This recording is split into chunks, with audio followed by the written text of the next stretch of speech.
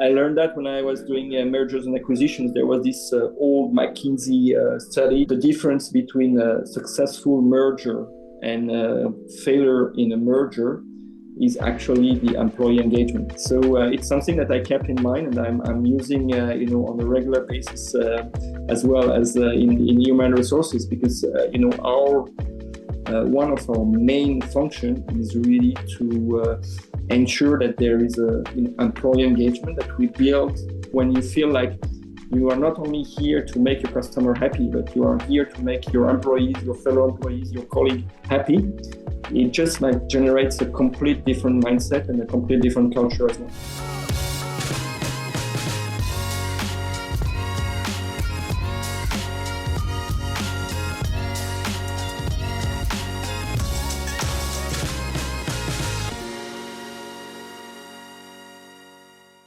Laurent, welcome to the show. How are you, my friend? I'm very good. Thank you. Thank you for having me in this show. Where are you joining us from today? I'm based in Paris, and Nice. I am just in the outskirts of Paris, next to the stadium where the Olympic Games took place this summer. How was that? That must have been pretty intense. Was it like crazy busy where you were? Yeah, that was crazy busy, but it was just a moment out of time in Paris for people who know Paris. You feel like it was a different city during the Olympic Games. It was just like joyful, and people were happy, smiling, and there were people from different parts of the world, and it was it was really great. I really enjoyed my summer in Paris this year, because the Olympic Games was just special event. I think one of a lifetime event that you can have.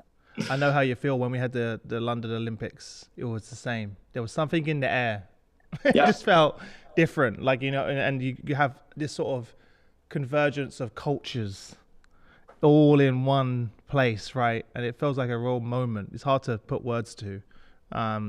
Did you manage to see any of the sports or athletics? Yeah, I got lucky enough to attend a few of the events. So I did the Paralympics. I attended 2 events for the Paralympics. Nice. In the stadium here. So it was good because it was just not even a 5-minute walk Really? to get to the and I see the long jump, and and it was really just amazing, and the atmosphere in the stadium, when you feel like you just have goosebumps, every 2 minutes. Yeah. Because it's so it's so impressive, and I did attend as well the beach volley in the center of Paris. And here, to be honest, it was like the setup was like just amazing, because everywhere you were looking around, you could see like the monuments of Paris. So it was just a great time. Yeah, amazing, great event. Before we go any further, like you have quite a unique background, an unconventional journey, like many of our guests, to where we are now. But especially, I feel like you have an interesting one. Could you share everyone your background and how you ended up in HR as Chief People Officer, Orange Business? Yeah, it looks like I didn't take really the straight line, to go from to become Chief People Officer for Orange Business. But I'm actually a finance person, and I studied finance and business administration in France and in the States. And I started to work in finance in the mergers and acquisitions field back in the times of the internet bubble, where everything was money was free, everybody was investing in internet companies. It was exactly what we have today, where the buzzword was not AI, but it was internet at that time. So work on different deals back in the States and then in Europe, and then join telco and network company at that time in the M&A mergers and acquisition field, and worked on one deal, which was one of the major deals back at that time, which was the merger between France Telecom B2B operations and the global one and Equant, operations, B2B operations. So it was quite interesting, and that's when actually I jumped in on into the other side of the mergers and acquisition field, which is the implementation of the merger, and worked on merging teams, reducing the number of sites, reviewing the organization model. Working on what would be the future of this newly funded company. So that's when I started to work with HR, because HR was definitely a key contributor to this project. And I actually was asked to join HR to implement something that was in between finance and HR, which was the workforce planning and basically the compensation and benefits slash headcount management at group level for the company, for the newly formed company. So what was your initial reaction to that? You're like, wait a minute, you want me to work in HR? What was your initial reaction to that?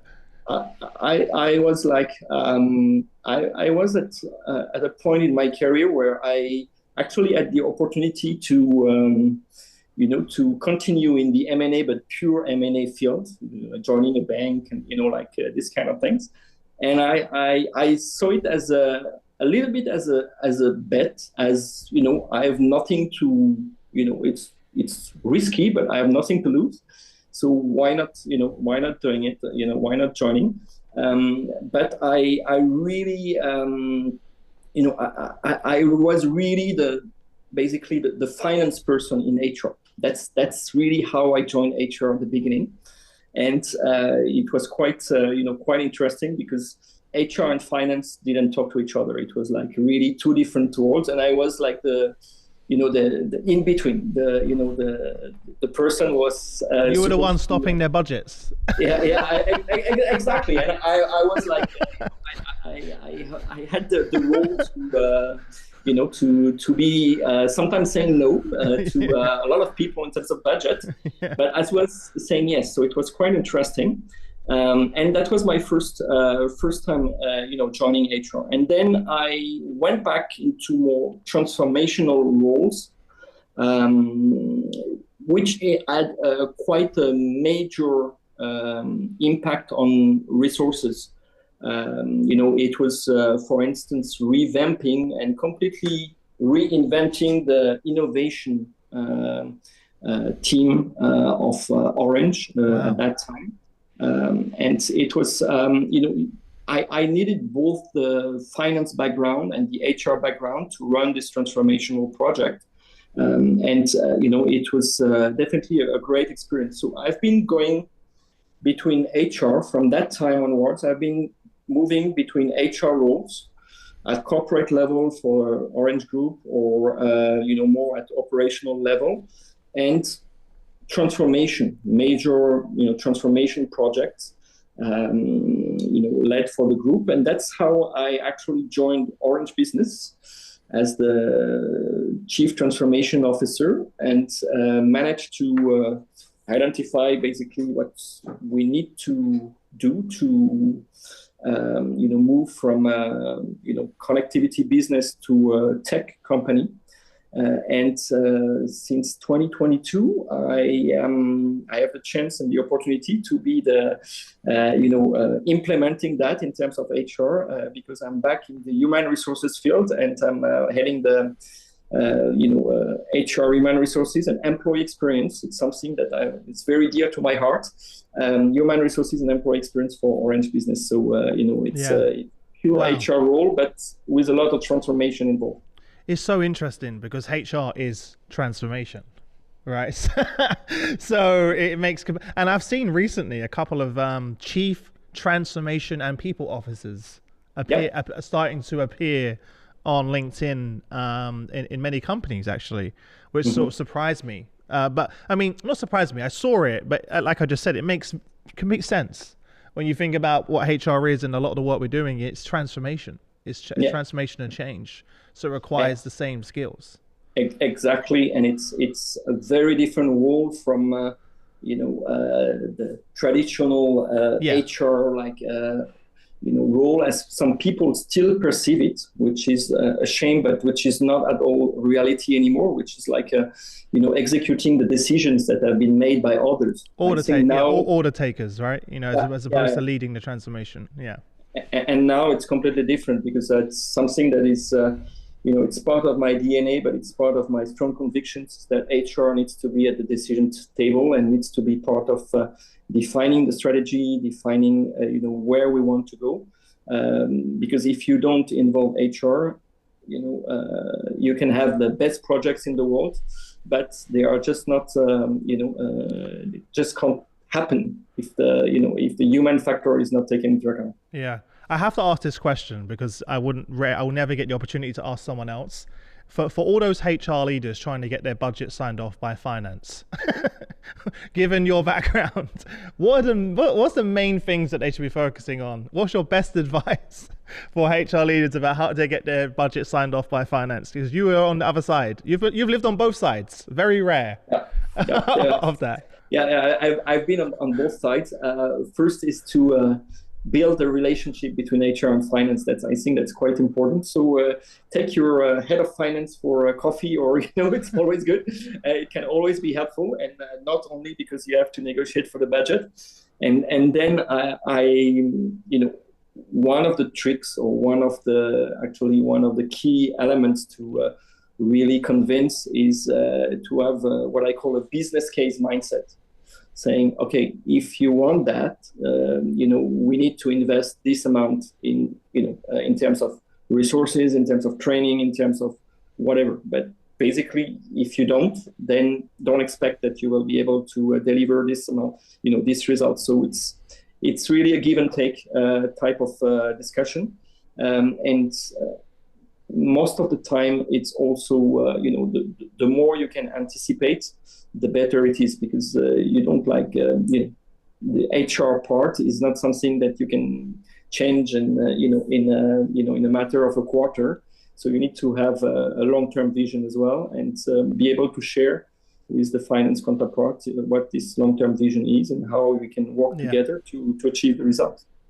Nice. And what would you say quickly is like the biggest mistake you normally see HR make when trying to get a budget approved?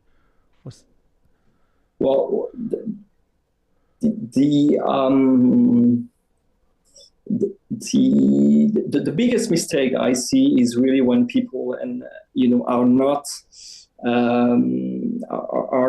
really prepared. Bringing figures, saying, okay, it's like this because we have always done it like this. So it's just like the Excel trend line type of things. And if you don't have ability, if you are not able to convince on why it's important, then of course the finance will always have the last word.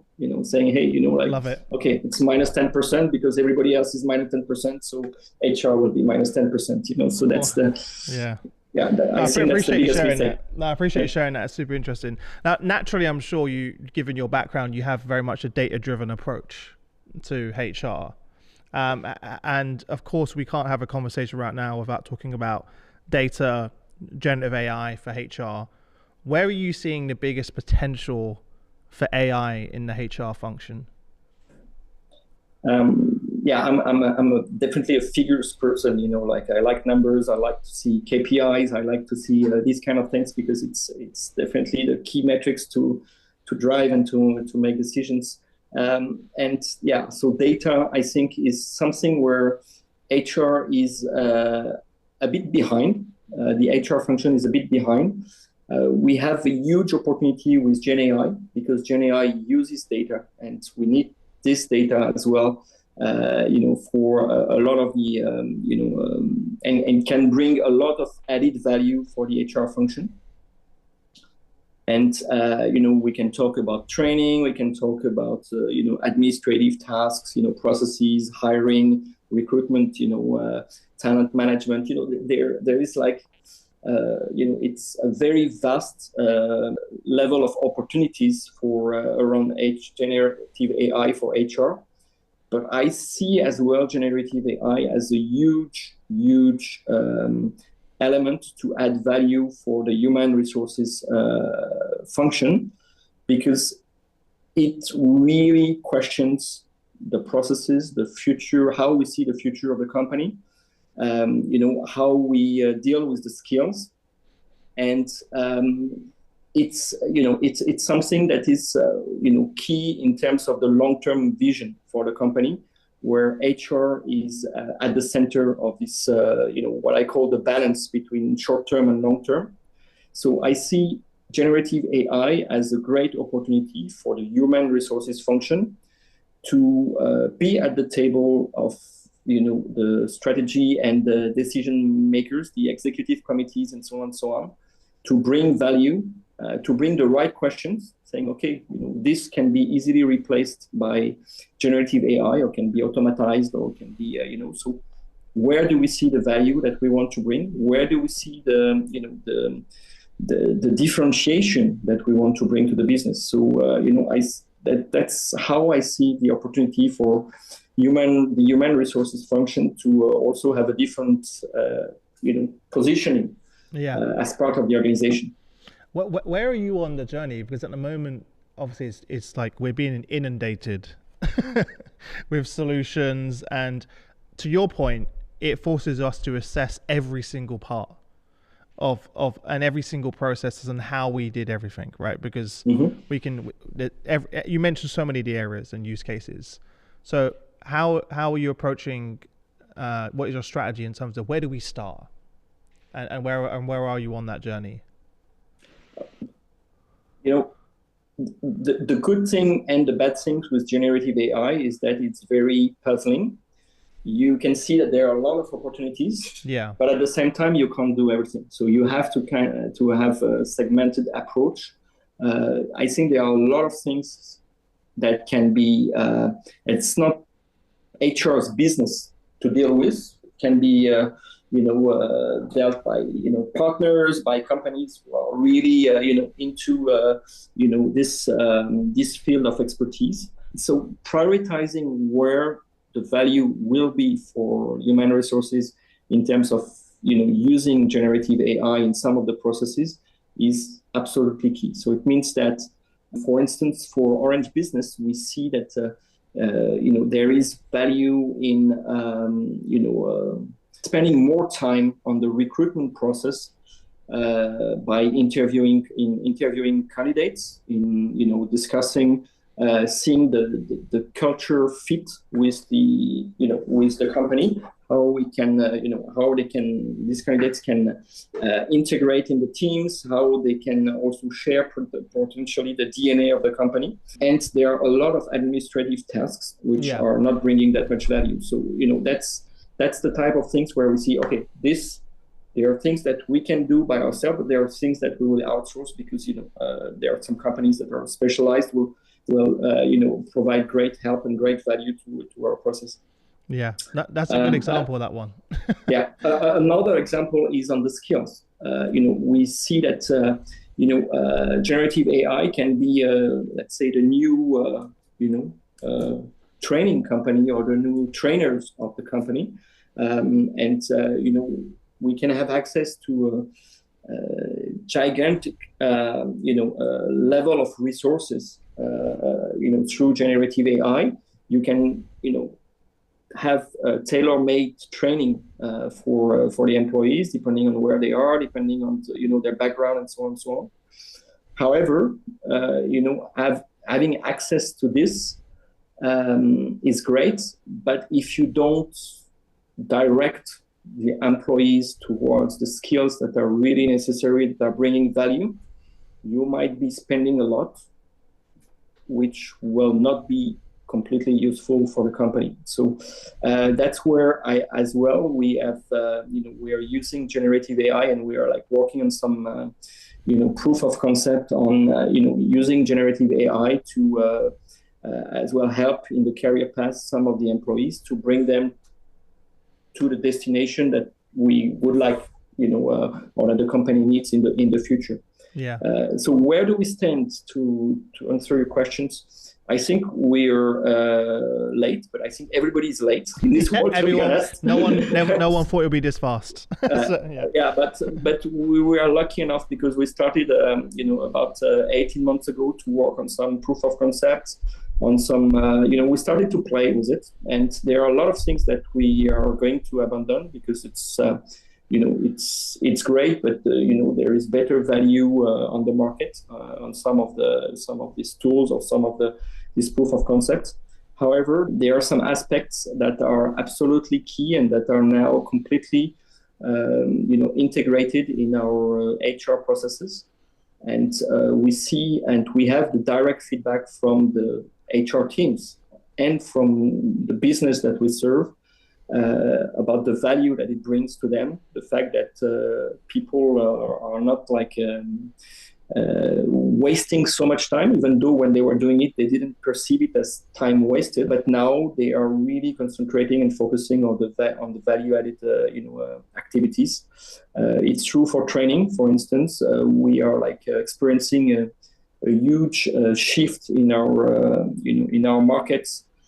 From traditional connectivity, skills to more tech skills and cloud cybersecurity. And cloud cybersecurity, every day it evolves. Every day you need to 100%. We need to bring new skills, and so we are we are working definitely on this with generative AI, and people are starting to see as well the benefits that they can get out of this. And not anymore the kind of fear that they had before about, it's going to replace my job as HR, because it means that, Gen AI can replace what I do, and it's not the case. Or Gen AI will make people, make people lazy because they will have, Gen AI doing their job for them. So, so that's a great change in the mindset as well.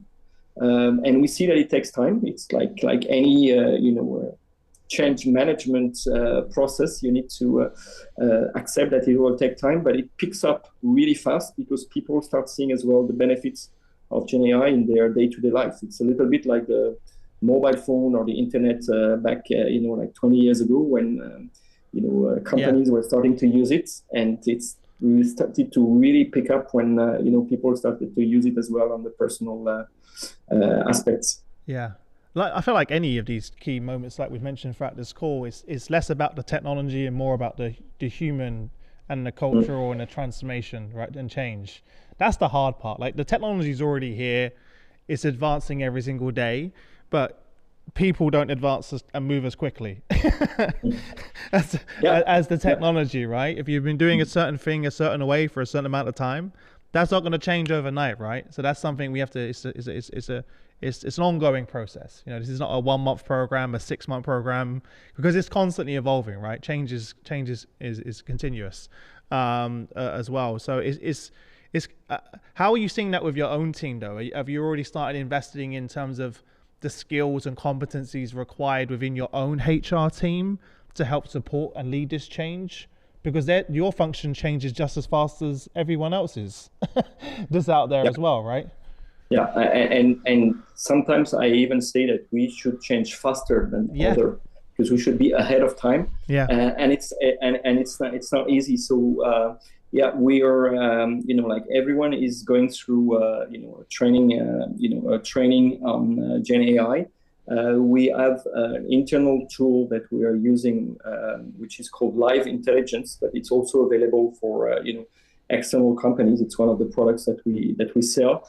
That is basically an internal Gen AI tool, ChatGPT or whatever tool, and we have different models and use cases that people can that have been developed that people can use, for instance, to generate job desk, or to generate job offers, or to organize a few things for the teams. So it's by training, but it's also by practicing. It's by doing, always. Right? Yeah, it's by doing. And we have more and more use cases that are being live. For instance, on the skills part, I mentioned already, but also on the recruitment processes, and we see that there is quite a lot of support requested by the business, by the different functions, towards the human resources team on how can we help them, how can we help them prioritize, how can we help them train the teams, how can we help them as well, identifying where the value is in terms of people skills, and how the human factor is absolutely key in all that. So because again, tool is there, it's like the human brain, we use 20% on average of our brain capabilities, and it's like Gen AI. We also have to accept that we might be using, very little of it, but at least it's by sorting and by integrating it as part of our day-to-day life that we will be learning, and it will grow. And we also see the limitations. We talk a lot about the limitations of Gen AI. We also have a strong training around ethics and how, what it means in terms of the risk around Gen AI, the fact that it's algorithm, and algorithm just reproduce the past. So, you have risks in terms of diversity, you have risks in terms of, bias that it can generate. So, all that is very important because, again, I think it's part of the education, and it's not only for the company, but it's also for the day-to-day life. I'm assuming as you're also offering similar solutions, AI solutions to your customers as well, that you already have an AI governance or an AI council established in the business. Yes. Mm. Yeah. And it's important, and I insisted that HR is part of this governance, because it's not only for the skills part or for the ethics, or for like people were saying as well, at the beginning, where we need to find a limitation, and all the basically when things don't go well, what measures HR will be able to take against the employees who are misusing. And I said it, okay, that's part of the game, but it's also part of how you motivate people and how you make sure that you see it as an opportunity more than as a risk. And you have to have some kind of balanced approach, because if you are only, presenting it as a constraint or as a risk, that's not really. It's but it's I think the normal human reaction to something that is new and not really controlled, not really mastered. So it's like how we put limitations, and yes, these limitations might be important, but again, it's as well. By doing that though, you remove trust, and you also stifle innovation, and people don't have the psychological safety to then play. Right, like you said, you made a playground with your tool internally. People say, so you can't lead with that. You can't punish the many for the few that may misuse. Exactly. Right. So you can't be led through that lens. It's where HR can add value to the conversation, not clean up the mess. That shouldn't be the reason to have you in the room. And the employee experience point of view, right? So like you mentioned earlier, all of this impacts employee experience. So that's a really important part. That how do we make sure that whilst rolling out AI, that we also make sure that there's always the human in the loop, and that we don't, and we have the focus on employee experience, if that makes sense. And it's exactly the point. It's like you have to take into account the human factor, the employee experience. If you make it cumbersome and tedious to use, then people will just find other ways. It's the human nature to find other ways to deal with it. It's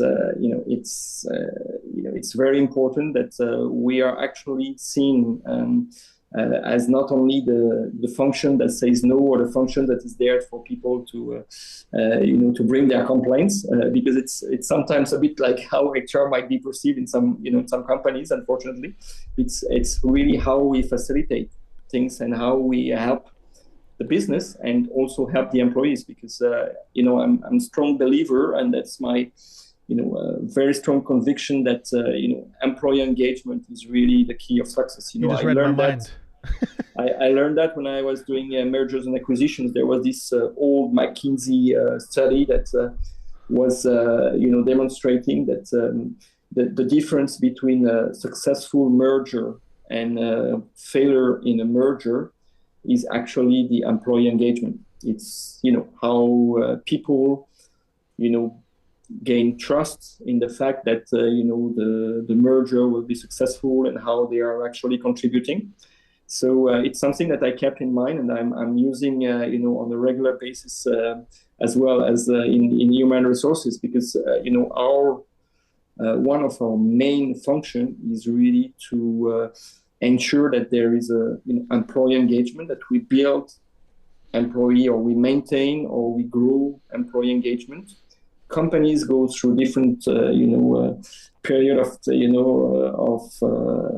in their lives, like it can be successful, it can be less successful, but having a strong employee engagement, it's absolutely key, and that's what makes the difference. So, and we measure that on a regular basis, because again, I believe in figures, and the measurements of the employee net promoter score is very important.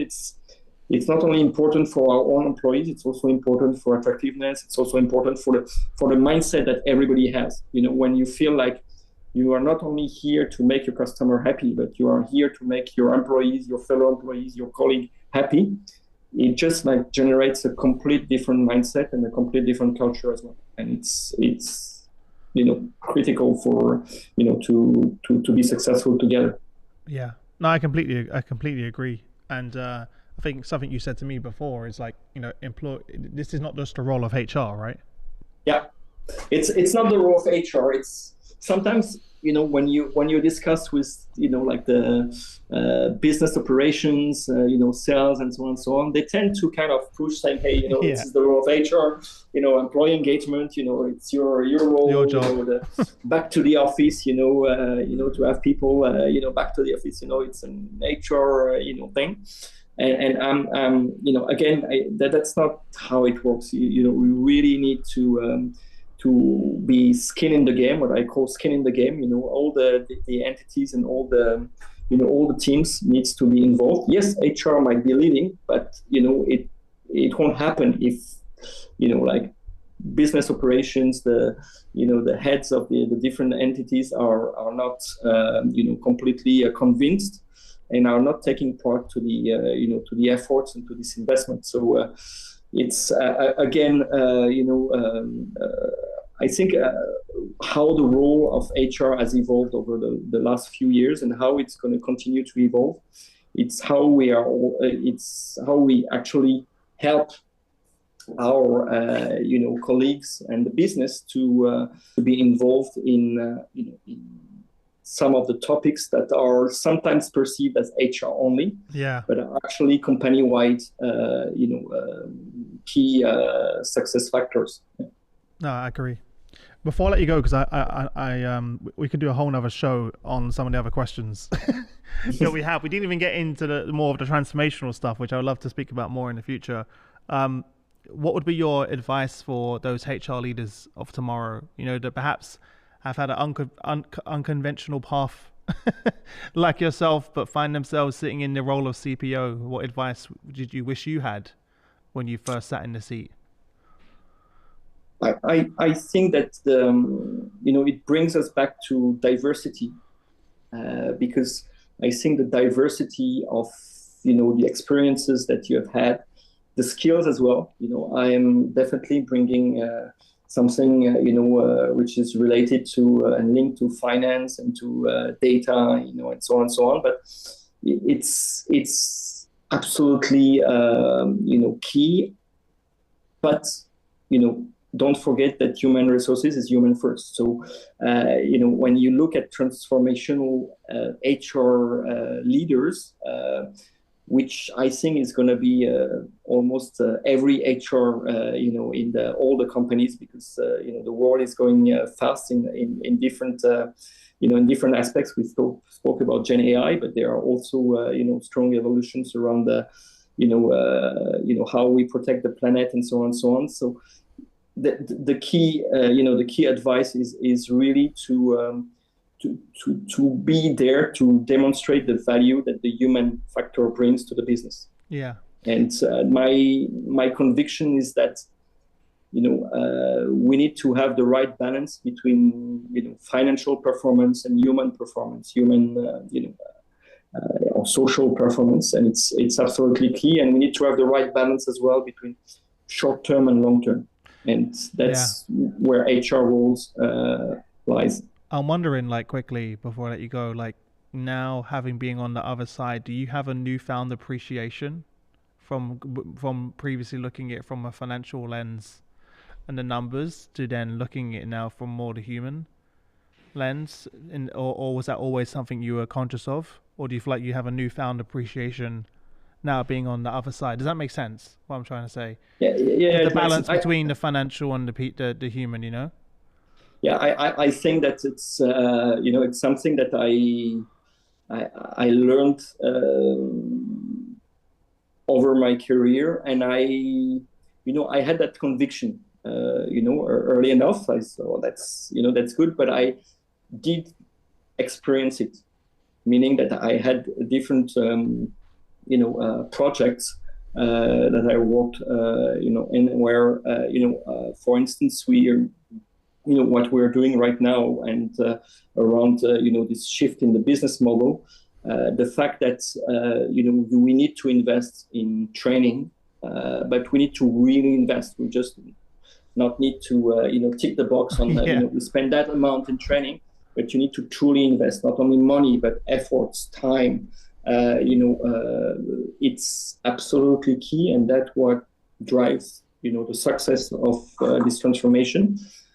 So yeah, I would be lying if I was telling you that I have exactly the same way to position the balance between the financial performance and the human performance now that I had before. No, I definitely learned a lot, and I've seen that based on experience, it's it's definitely moving, but it's without financial performance, you can't have, there is no business. That's something that I very much have in mind as well. Yeah. And like you said, it's a balance, right? Or it's a blend.